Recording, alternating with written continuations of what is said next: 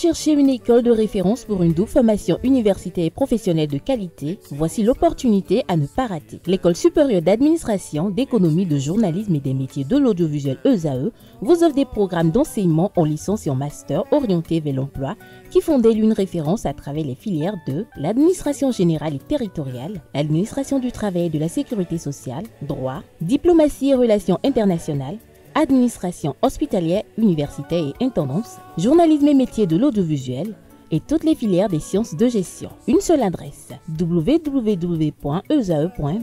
Rendez-vous dès maintenant sur nos campus ESAE Bedjromende au numéro 90 93 65 21 ou au numéro 98 98 14 00. Paracourt sur le numéro 52 46 12 12. Aboumé-Calavi au numéro 52 88 44 44. Akpata au numéro 52 88 33 33. ESAE, l'excellence a un nom. Le bulletin matinal d'information avec vous, Aneldo. Bonjour. Bonjour à vous. Merci d'être là ce matin. On démarre avec les grandes décisions qui ont été prises hier en Conseil des ministres. Effectivement, les membres du gouvernement béninois se sont réunis ce mercredi 2 juillet 2025 en Conseil des ministres. Sous la houlette du chef de l'État, chef du gouvernement et président de la République, Patrice Talon, d'importantes décisions ont été prises. Création de l'Agence de développement de l'élevage des ruminants et approbation de ces statuts. Des précisions avec le porte-parole du gouvernement, Wilfried Léandre Moubedji. De la séance du Conseil des ministres, tenue ce mercredi 2 juillet 2025 sous la présidence de M. Patrice Talon, président de la République, les décisions dont voici la teneur ont été arrêtées.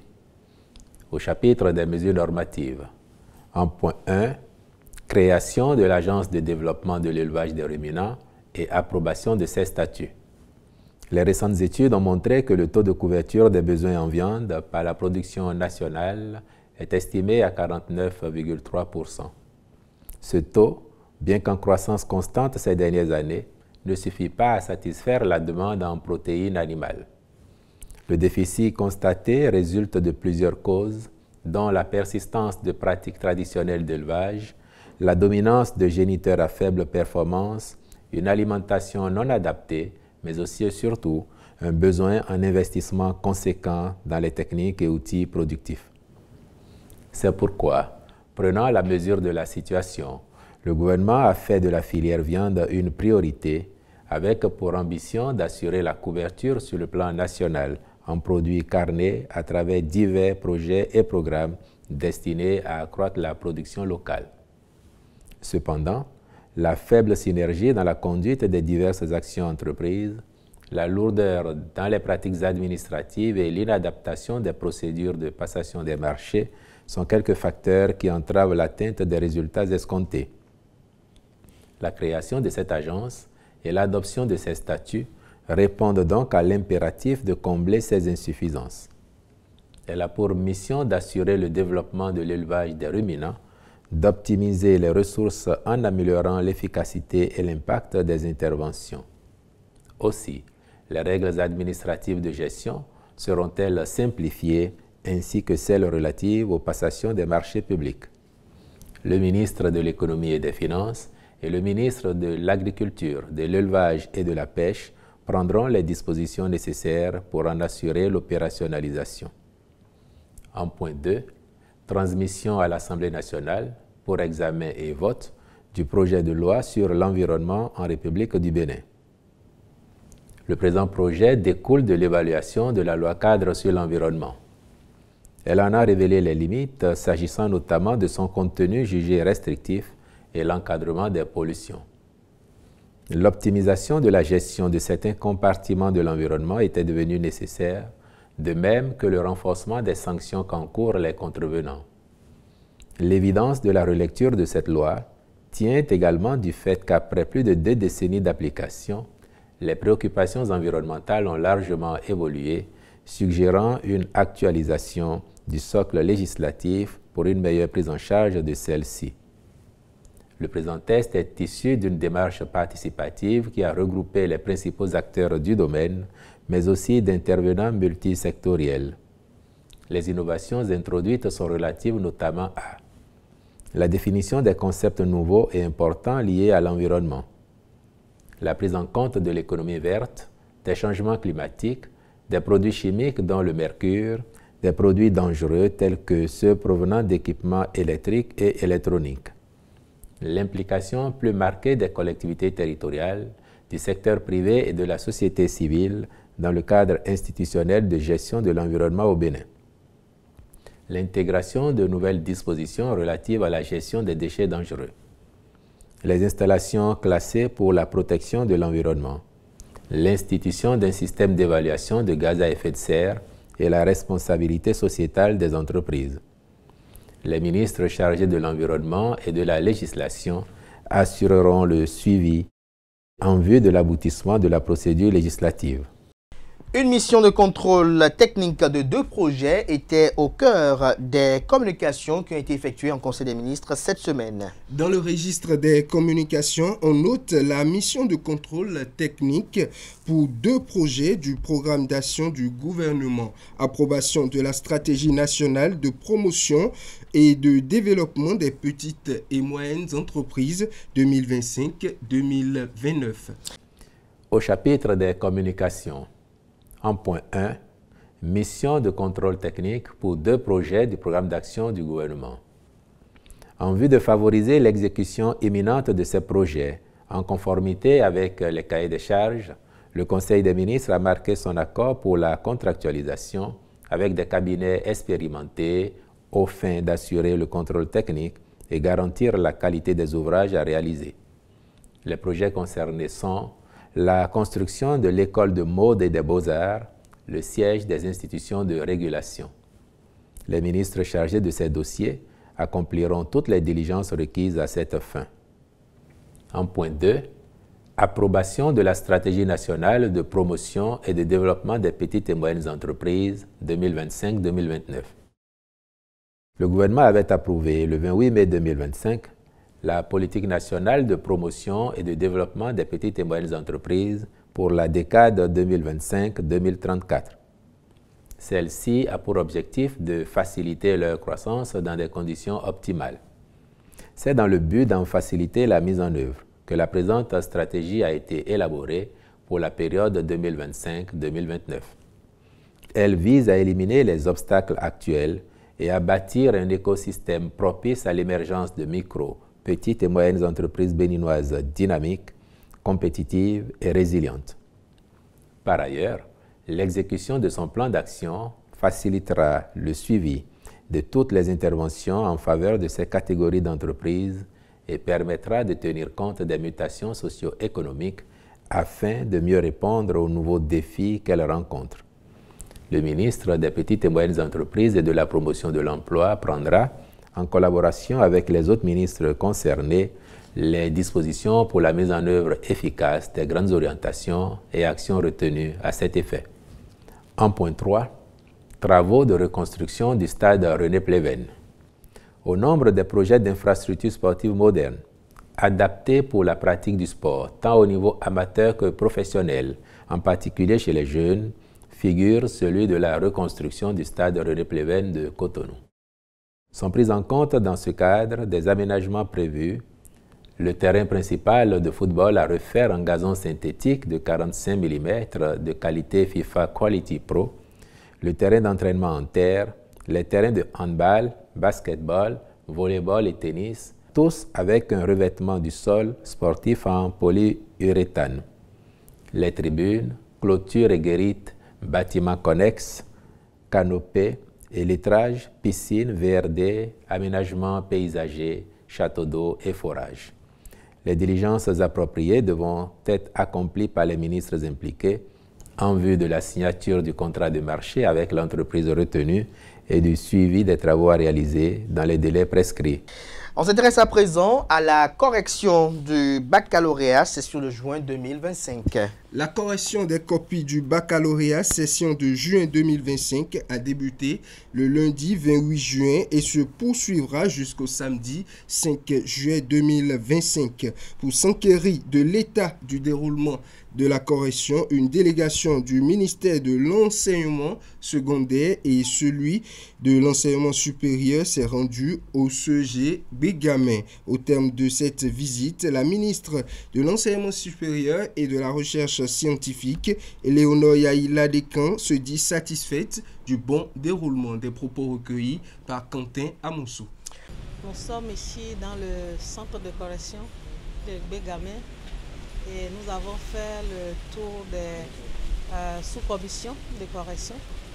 Et nous pouvons vous dire qu'après ce tour, nous avons vu les correcteurs très assidus, très concentrés sur leurs copies. Et le sérieux que cela dégage nous rassure de ce qu'à l'issue de cette phase, nous aurons de très bons résultats. De façon, on peut dire informelle, nous avons essayé de voir si par rapport à l'année dernière, il y a une progression. Et globalement partout, la réponse a été oui. Il y a une progression, une amélioration par rapport à ce qu'ils ont vu l'année dernière. Je dois quand même vous dire que ce sont des personnes très responsables, conseillers pédagogiques, inspecteurs, et qui tiennent la classe de terminale. Donc si vous ne tenez pas la classe de terminale, vous ne pouvez pas participer à la correction. Et sur les près de 7000 correcteurs que nous avons déployés dans les 10 centres de correction et de supervision sur le plan national, nous pouvons dire que globalement, la situation est bel et bien sous contrôle. Ces corrections vont se poursuivre jusqu'à demain pour certaines matières et jusqu'à samedi pour d'autres. Et ainsi, après cette étape de correction globalement, les travaux de secrétariat vont être enclenchés et suivis de la saisie des notes. Et globalement, d'ici une semaine, à pareil moment, le mercredi prochain, on devrait pouvoir être en phase de délibération, la première délibération. Donc pour dire aux parents qui n'ont pas travaillé inutilement, les candidats ont fait vraiment de leur mieux. C'est en train d'être constaté sur les copies. Les différents acteurs, correcteurs, superviseurs, tout ce monde-là a également fait un bon travail. Nous espérons que cela se poursuivra sereinement comme ça jusqu'à la fin. Et nous vous disons que mercredi prochain, ce serait la bonne nouvelle pour tout le système.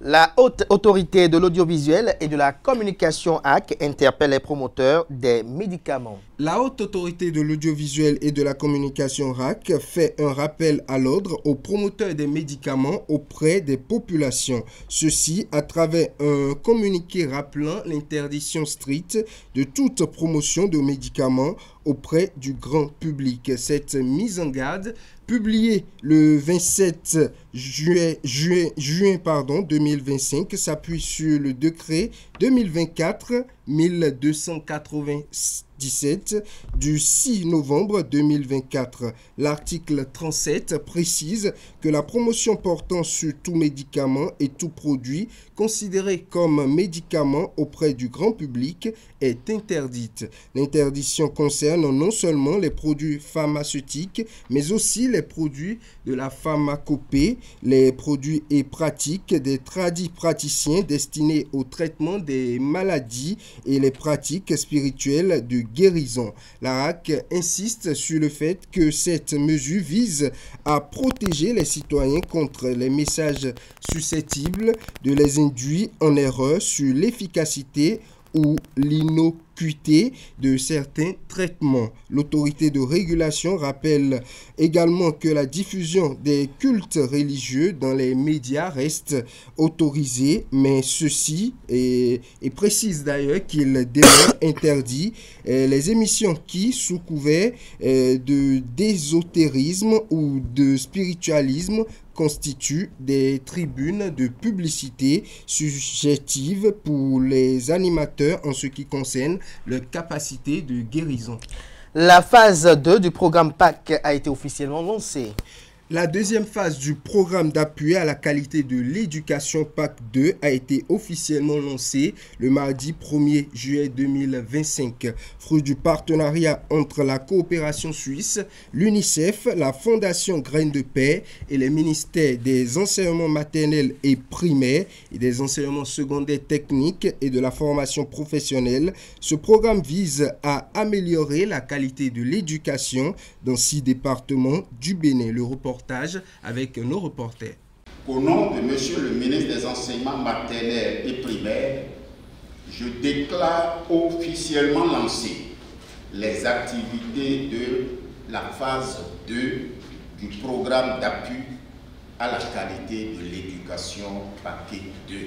Lancement officiel de la deuxième phase du programme d'appui à la qualité de l'éducation PAC 2, financé par la coopération suisse avec ses partenaires, l'UNICEF et la Fondation Graines de Paix. Ce projet vise à améliorer la qualité de l'éducation et les résultats de l'apprentissage au niveau de la formation à la base au Bénin, un secteur clé pour la coopération suisse. L'éducation est pour la Suisse non seulement un droit fondamental, mais un levier majeur de transformation sociale, économique, politique.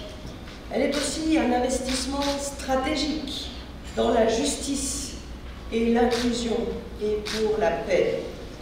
C'est donc dans cet esprit que nous poursuivons ce partenariat pour consolider les acquis de la première phase du PAC, une phase qui avait permis de toucher entre 2019 et 2024 un total de plus de 2 millions d'élèves, dont 50% de filles, répartis dans 1820 établissements scolaires des départements du Borgou, de la Liborie, de la Takora, de l'Atlantique et du Zou.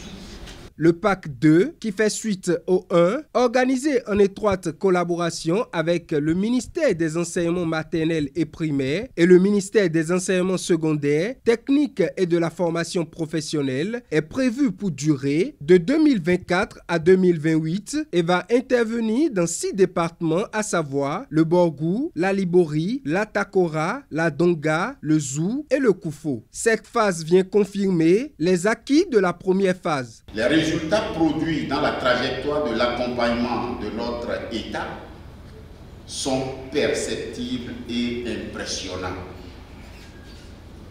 Que CPTF trouve ici la marque de la profonde gratitude du ministre des Enseignements maternels et primaires, chef de file des ministres en charge de l'éducation.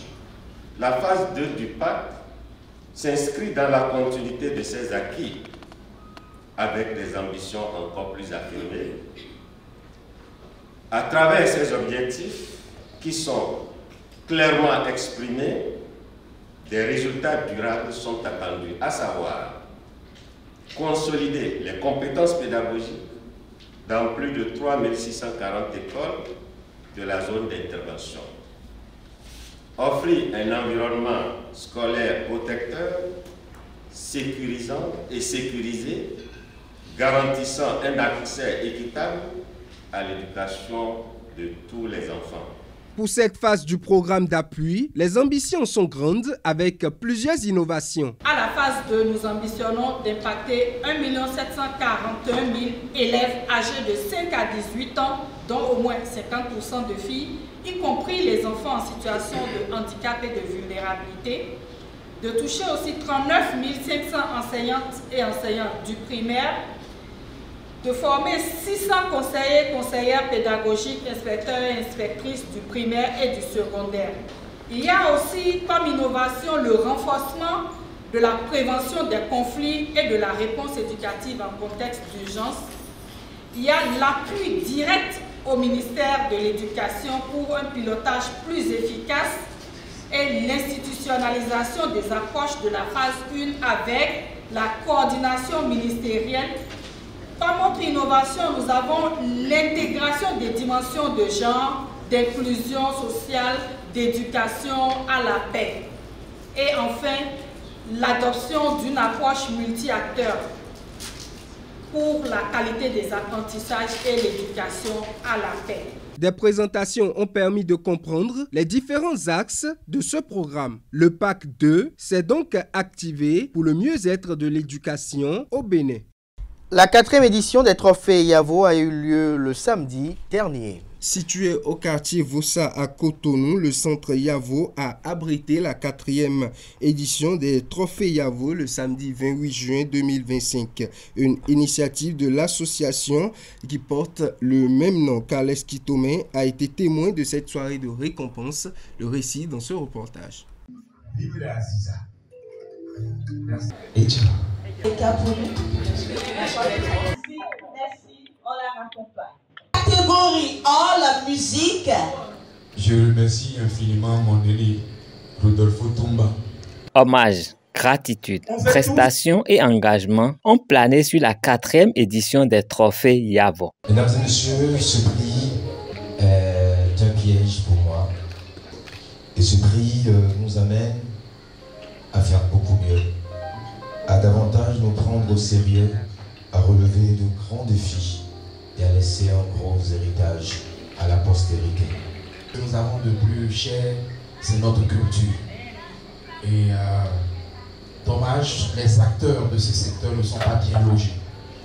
Et des initiatives pareilles sont encouragées parce que moralement, ça requinque.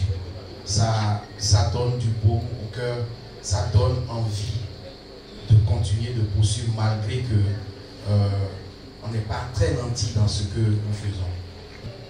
Rodolfo, en le faisant ainsi, a très bien vu et a très bien fait. Rodolphe Adandédian, le promoteur des Trophées Yavo, a initié ces distinctions pour corriger le tort qui est fait aux artistes et hommes de médias. L'animation, le journalisme, j'aime tellement cette corporation. C'est la raison d'ailleurs qui m'a poussé. C'est la première raison. Donc j'ai fait beaucoup pour le Bénin, mais je n'ai jamais vu personne appeler Rodolfo. Rodolfo, viens, je vais te donner un trophée. J'ai eu cette chance de quitter ce pays et aller me chercher ailleurs.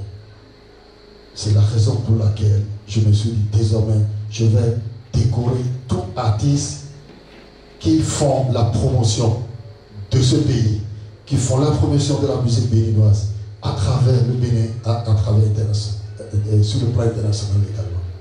C'est la raison. Les journalistes, dans le secteur leadership également, nous avons décoré certaines personnes. Cette édition des Trophées Yavo a eu pour cadre le Centre Yavo, un établissement dédié à la promotion de l'art dans un quartier populeux.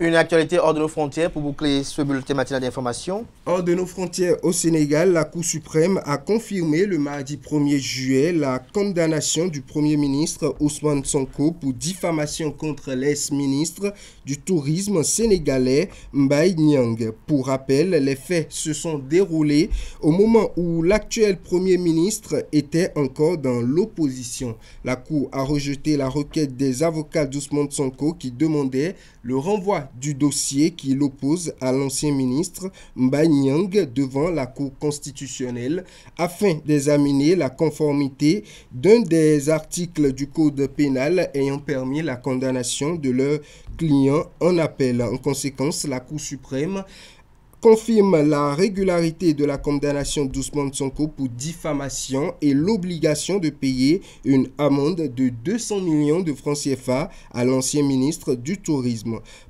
Par cette nouvelle confirmation, le mardi dernier notamment, Ousmane Sonko ne redevient pourtant pas inéligible car cette condamnation tombe sous le coup de la loi d'amnistie adoptée en mars 2024 et amendée par la nouvelle majorité en avril 2025. Cette loi d'amnistie qui a permis à Ousmane Sonko de voter et de se présenter aux élections législatives de novembre 2024 concerne tous les faits susceptibles de revertir la qualification d'infraction criminelle ou correctionnelle commis entre le 1er février 2021 et le 25 février 2024, tant au Sénégal qu'à l'étranger, se rapportant à des manifestations ou ayant des motivations politiques, ce qui est le cas de cette condamnation pour diffamation selon les avocats. Merci à vous, Analdo, pour cette présentation. N'oubliez pas que la grande édition du journal télévisé sur Usaï TV est prévue pour 19h avec Billy Gaël Laibi. Si tout va bien, bien évidemment, place à présent à la définition du jour.